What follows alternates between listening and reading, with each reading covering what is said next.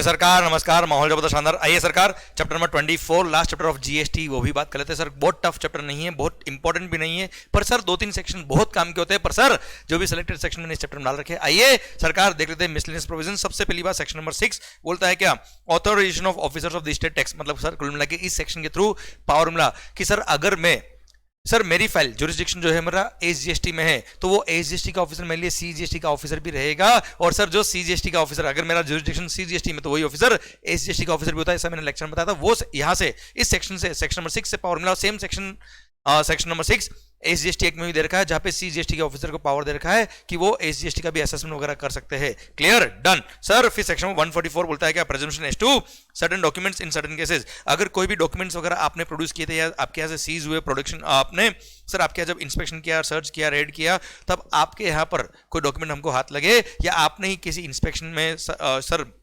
Sir किसी inquiry में या हमने समन इश्यू किया, उसके रेस्पॉन्स में आपने डॉक्यूमेंट्स वगैरह प्रोड्यूस किए, तो जो डॉक्यूमेंट्स आपने प्रोड्यूस किए उसमें जो भी लिखा था ये माना जाएगा कि सच लिखा था।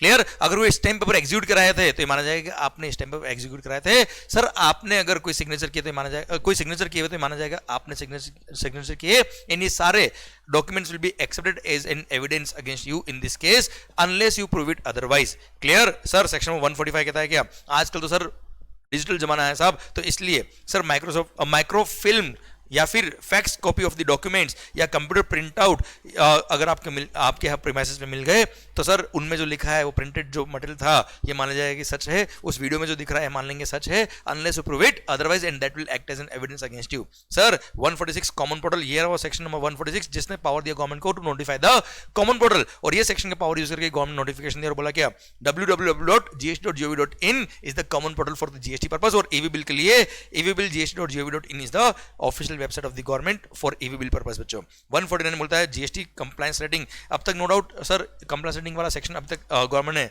एक्टिवेट नहीं किया, मतलब इसको अभी तक इंप्लीमेंट नहीं किया, पर सर सेक्शन बोलता है क्या, गवर्नमेंट कुछ पैरामीटर्स फिक्स करेगी और उसके बेस पे हर रजिस्टर्ड पर्सन को सर रेटिंग दी जाएगी। In that rating on the recommendation of the GST council, उसको पब्लिकली सर ओपन भी कर सकते हैं on the GST portal, so that आप किसी भी सप्लायर से डील करें तो उससे पहले उसकी रेटिंग देख लो, उसके बाद ही डील करें बेटा। पर अब तक इसको सर इंप्लीमेंट नहीं किया है। आइए 153 taking assistance from an expert. Sir assistant commissioner या उसके अबव रैंक वाला ऑफिसर, सर अगर उसको लगता है कि किसी केस में कॉम्प्लेक्स केस है या उसका नेचर इस तरह का यहाँ पे मेरे को आउटसाइड द डिपार्टमेंट किसी एक्सपर्ट की हेल्प लेनी पड़ेगी, तो ऐसे केस जैसे केमिकल एग्जामिनर हो गया, सर चार्टर्ड अकाउंटेंट्स वगैरह हो गए, तो उनकी हेल्प की जरूरत है, तो ऐसे केस में उनकी हेल्प ले सकते हैं।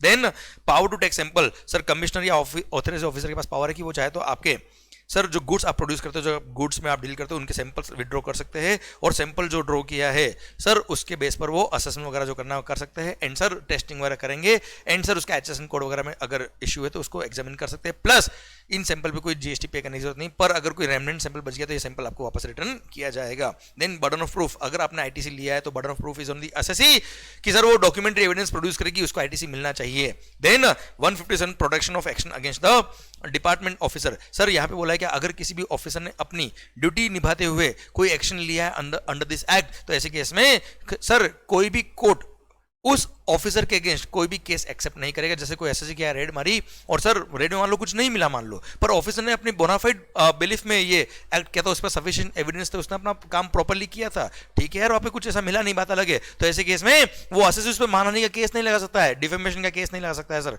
कोई भी कोर्ट सर यहाँ पे इस तरह के केसेस को एक्सेप्ट नहीं करेगा। ये प्रोटेक्शन दी इस एक्ट ने अपने ऑफिसर्स को काम करने के लिए। Then disclosure of information by public servant, sir कोई भी पब्लिक सर्वेंट जो भी इन्फॉर्मेशन उसको मिली है एज अ ऑफिसर, वो किसी भी दूसरे ऑफिसर के साथ भी या किसी और पर्सन के साथ कभी भी वो इन्फॉर्मेशन शेयर नहीं करेगा अपने पर्सनल बेनिफिट के लिए। क्लियर। प्लस अगर सर ध्यान देना बेटा, अगर किसी लॉ की वजह से किसी कानून के लिए सर वो इन्फॉर्मेशन उसको डिस्क्लोज करनी पड़ी as per the provisions of the act, तो यस वो डिस्क्लोज कर सकता है, अदरवाइज वो डिस्क्लोज कभी भी नहीं करेगा। ये कानून ने अलाउ किया है बेटा, उसके लिए वो डिस्क्लोज कर सकता है इन्फॉर्मेशन, बाकी नहीं करेगा बेटा। अपने पर्सनल बेनिफिट के लिए कभी भी इन्फॉर्मेशन डिस्क्लोज नहीं करेगा officer. Then publication of information in respect of certain person certain cases, sir commissioner या any other officer is of the opinion क्या कि यहाँ पे मान लो फॉर एग्जाम्पल आप ऑफेंस करते हुए पकड़ा गए और आप पे पनिशमेंट रहा, आपको पनिशमेंट दिया कितना 2 साल की जेल होगी बेटा, आप पे 50,000 का फाइन लगाया, तो ऐसे केस में सर पब्लिक कर देंगे, मतलब पब्लिश कर देंगे उस इंफॉर्मेशन को, सर बदनाम कर देंगे, सबसे बड़ा रोग क्या कहेंगे लोग। तो सर ऐसे केस में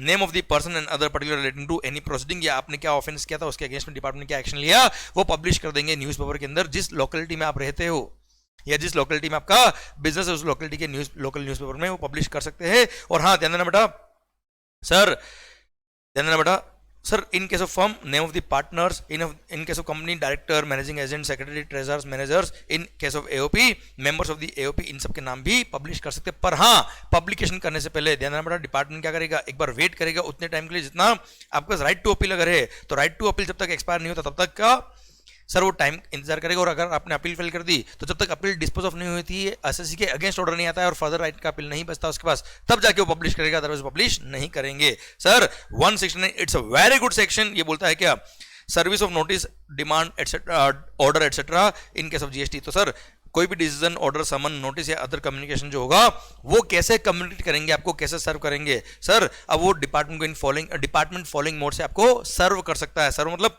देखो एसएससी को रिसीव होना चाहिए बेटा, फिजिकल डिलीवरी मतलब गिविंग और टेंडरिंग इट डायरेक्टली, या delivery through messenger including a courier, then documents can be delivered to addressee और द टैक्स पेयर और his manager also, then agent duly authorized or an advocate or a tax practitioner who holds authority to appear in the proceedings on behalf of taxpayer। उसको अगर दे दिया order तो मान लेंगे आपको सर्व हो गया है बच्चों, अब उसने आके आपको नहीं बताया आपकी गलती बेटा।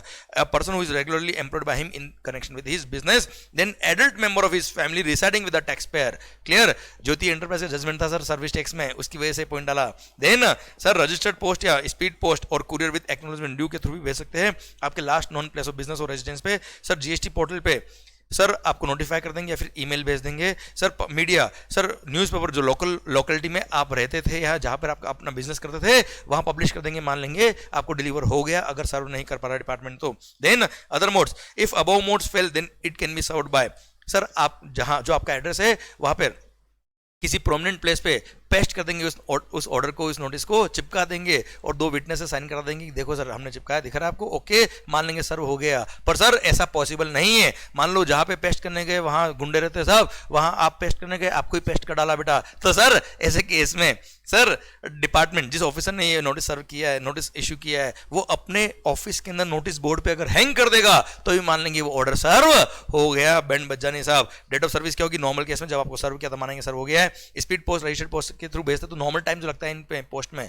सर, और वो एक्नॉलेजमेंट ड्यू है बेटा, जैसे ड्यू एक्नॉलेजमेंट मिला मान लेंगे सर हो गया बच्चों, clear done. Rounding off the taxes, sir tax, interest, penalty, fine, any sum payable under this act या रिफंड या any sum due to the SSC under this act shall be rounded off to nearest multiple of rupee, मतलब 50 पैसे या उससे ज्यादा हुआ तो next rupees होगा उसमें काउंट करेंगे, 50 पैसे से कम हुआ तो सर पार्ट ऑफ द पैसा इग्नोर कर देंगे, मतलब 420.19 है या 49 है तो 420 मानेंगे जो आपका फेवरेट फिगर है बेटा। आइए anti profiting measure, again it's a very good point sir. Anti profiting measure बोलता है क्या, अगर मान लो कभी भी हमने टैक्स की रेट कम करी आउटवर्ड सप्लाईज पर, या अगर आपके इनवर्ड सप्लाईज पे आईटीसी नहीं मिलता था और अब हमने आईटीसी अलाउ करा तो उसकी वजह से आपकी कॉस्टिंग कम होगी, अल्टीमेटली सेल प्राइस कम होगी, तो वो commensurate benefit should be passed on to the customer, और वो कमेंसुरेट बेनिफिट अगर आपने पास ऑन नहीं किया तो सर ये प्रॉफिट जिसने रख लिया उसके अगेंस्ट एंटी प्रॉफिटिंग अथॉरिटी जो है वो एक्शन लेगी। अब वो एंटी प्रॉफिटिंग अथॉरिटी कौन होगी, इस बार गवर्नमेंट ने क्या कर दिया भाई, अमेंडमेंट करके बोल दिया जो कंपटीशन एक्ट की अथॉरिटी है बेटा, कंपटीशन कमीशन ऑफ इंडिया, उसी को ऑथराइज कर दिया, कंपटीशन कमीशन ऑफ इंडिया को ऑथराइज कर दिया, and that authority has been appointed as a sir ये anti profiting authority for the purpose of this act. और सर वही चेक करेंगे क्या कि रिडक्शन इन टैक्स रेट, या सर आईटीसी जहां पे अलाउ नहीं किया था अब अलाउ करने से क्या आपने actually commensurate reduction in price of the goods और सर्विस और बहुत किया कि नहीं किया, क्लियर। अब सर आपने commensurate reduction in the price कर दिया तो बहुत अच्छी बात है, नहीं किया तो वो सर आपको बोलेंगे ये जो बेनिफिट आपने एक्स्ट्रा लिया है कस्टमर से, आप कस्टमर को पास ऑन करो, नहीं करते तो सर कंज्यूमर वेलफेयर फंड में ट्रांसफर करो, नहीं तो सर आपका रजिस्ट्रेशन भी वो कैंसिल कर सकते हैं, पेनल्टी भी लगा सकते हैं सर। अब sir functions of the authority क्या क्या है बेटा, सर फॉलोइंग फंक्शन वो डिस्चार्ज करेंगे क्या क्या, to determine whether the reduction in tax rate, और जब आईटीसी अलाउ नहीं था पहले, अब आईटीसी अलाउ किया तो इसकी वजह से क्या आपका प्राइसिंग कम हुआ है, कॉस्टिंग कम हुआ है, कॉस्टिंग कम हुआ तो क्या इतना कॉम्पेंसेट बेनिफिट आपने कस्टमर को पास ऑन किया कि नहीं किया? क्लियर। आइडेंटिफाई करेंगे उन टैक्स पेयर को जिसने कस्टमर को बेनिफिट पास ऑन नहीं किया, और फिर आइडेंटिफाई कर दिया तो उनको ऑर्डर पास करेंगे और बोलेंगे कि अपने प्राइसेस रिड्यूस करो, और जो आपने कस्टमर से एक्स्ट्रा अमाउंट लिया वो कस्टमर को, उस रेसिपिएंट को रिटर्न करो along with the interest at the rate of 18% per annum. Clear. और हाँ, अगर आप ये अमाउंट रिटर्न नहीं करते हो एसएससी को, या कस्टमर आपके आइडेंटिफाइबल नहीं है, तो ऐसे केस में this amount shall be credit to consumer welfare fund. Clear. फिर सर आप पेनल्टी भी चार्ज कर सकते हैं लोग, और आपका अल्टीमेटली रजिस्ट्रेशन भी कैंसिल हो सकता है। And last sir, to furnish performance report to the GST council by 10th of the month succeeding each quarter. इनको क्वार्टरली एक रिपोर्ट भी सबमिट करनी पड़ती है जीएसटी काउंसिल को by 10th of the next month. बचा हाँ है ना भाई, ये उनके फंक्शंस हो गए। अब ऑर्डर क्या क्या होंगे sir? Order of the authority, sir where the authority determines that a registered person has not passed on the benefit, the authority may order, जो भी हमने ऊपर पढ़ा वही थे सर, reduction in prices, return to the customer को जो आपने बेनिफिट उसको पास ऑन नहीं किया, पास ऑन करो विद इंटरेस्ट, नहीं तो आप अमाउंट डिपॉजिट करो along with the interest at the rate of 18% पर in the consumer welfare fund, penalty impose कर सकते हैं, रजिस्ट्रेशन कैंसिल हो सकता है। बेटा ठीक है, डन। ये कुछ प्रोसीजर पार्ट दे रखी, कोई खास बात नहीं बचा। एक पॉइंट और पढ़ ले, 171 सबसेक्शन 3 ये बोलता है क्या, जहां पर अथॉरिटी ने डिटरमाइन किया आफ्टर होल्डिंग एग्जामिनेशन दैट कि सरकार आपने अल्टीमेटली बेनिफिट रखा है, आपने कस्टमर को बेनिफिट पास ऑन नहीं किया, तो such person shall also be liable to penalty equivalent to 10% of the amounts of profit earned पर। सर जिस दिन से आपको ऑर्डर पास किया कि ये बेनिफिट पास ऑन करो कस्टमर को, उसके 30 दिन में अगर आपने ये पूरा अमाउंट डिपॉजिट या तो आपने कस्टमर को रिटर्न कर दिया या कंज्यूमर वेलफेयर फंड में डिपॉजिट कर दिया, तो ऐसे केस में पेनल्टी वेव कर दी जाएगी, पेनल्टी नहीं लगाएंगे। इसी के साथ भारत माता की जय, और इसी के साथ पूरा जीएसटी भी खत्म होता है। अब आई होप सर सारे चैप्टर्स आपके एंड पे रिवाइज हुए, सर टकाटक फटाफट रिवीजन हुआ। सर ध्यान देना सर, जब तक तोड़ेंगे नहीं तब तक छोड़ेंगे नहीं। Believe in yourself, everything is possible. बस लगा दो अपना प्रोदम। कई बार एग्जाम्स आते आते आपको लगेगा अब तो बहुत लेट हो गए, बहुत कम टाइम बचा, अब ये पॉसिबल नहीं हो पा रहा। सर ऐसा कई बार लगेगा कि मेरे को याद नहीं आ रहा, प्रोविजन भूल गए, अब पता नहीं क्या हो रहा है जिंदगी में। पर ध्यान रखिएगा, वो यही वो वक्त होता है जो डिसाइड करता है कि सक्सेसफुल कौन होंगे और अनसक्सेसफुल कौन होगा। बस उस वक्त अपनी हिम्मत मत हारना, ये लाइन याद रखना, everything is possible, believe in yourself. Sir आप उस टाइम मेरे वर्ड्स याद रखिएगा कि यू कैन डू इट, और हाँ केवल आप ही कर सकते हो। अपना टाइम आएगा नहीं, अपना टाइम आ गया है, लगा दो अपना पूरा दम। भारत माता की जय, all the best, love you lot sir, और अच्छे से पढ़ाई करो विद कॉन्फिडेंस माहौल। Thank you so much, bye bye, love you.